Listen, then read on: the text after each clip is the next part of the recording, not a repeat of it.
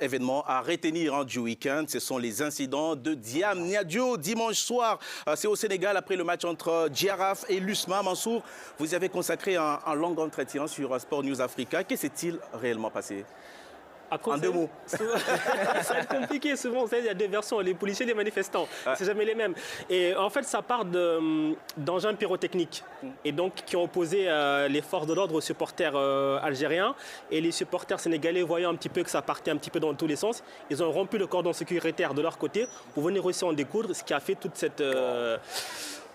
ces images qui sont malheureusement déplorables.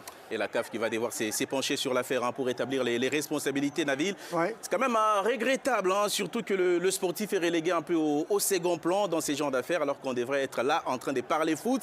Et le fait que Giraffe a quand même retrouvé le grand stade du Sénégal pour ces matchs de groupe de la Ligue des Champions, parce que jusqu'ici c'était à Thiès. C'est ça. Jouer les matchs. Bah, c'était nul, parce qu'il y a eu nul sur le terrain, puis c'était nul dans les tribunes.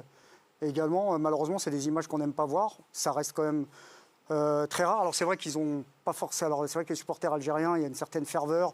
Ils ont l'habitude d'utiliser des moyens pyrotechniques qui sont interdits. Voilà, qui sont évidemment interdits. Donc moi j'ai un peu suivi aussi cette histoire. Donc bon, je pense qu'il va y avoir des sanctions, probablement des deux côtés. Je pense que bon, bah évidemment, le premier responsable, c'est celui qui accueille. S'il ne crée pas les conditions de sécurité nécessaires.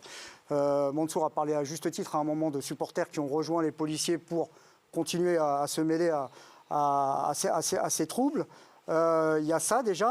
Les moyens pyrotechniques, normalement, ils ne doivent pas rentrer dans le stade. Donc à l'entrée, tu fouilles, ils n'ont pas rentré avec. Et ensuite, concernant les supporters récalcitrants algériens qui n'ont pas rangé leurs moyens pyrotechniques, je pense qu'il y aura aussi probablement une amende, peut-être une suspension de cette galerie du côté d'Alger quand ils joueront. Peut-être que c'est un COP de supporters identifié ou une association de supporters. Peut-être que une partie aussi du stade sera aussi, lui, suspendue. C'est vrai que c'est étonnant parce qu'en plus, on en parlait parce qu'on a suivi ça le week-end, il n'y a pas de rivalité apparente entre le Giraffe et l'USM Alger. C'est vraiment un mauvais concours de circonstances qui a provoqué ces troubles et c'est des images qu'on n'a pas envie de revoir.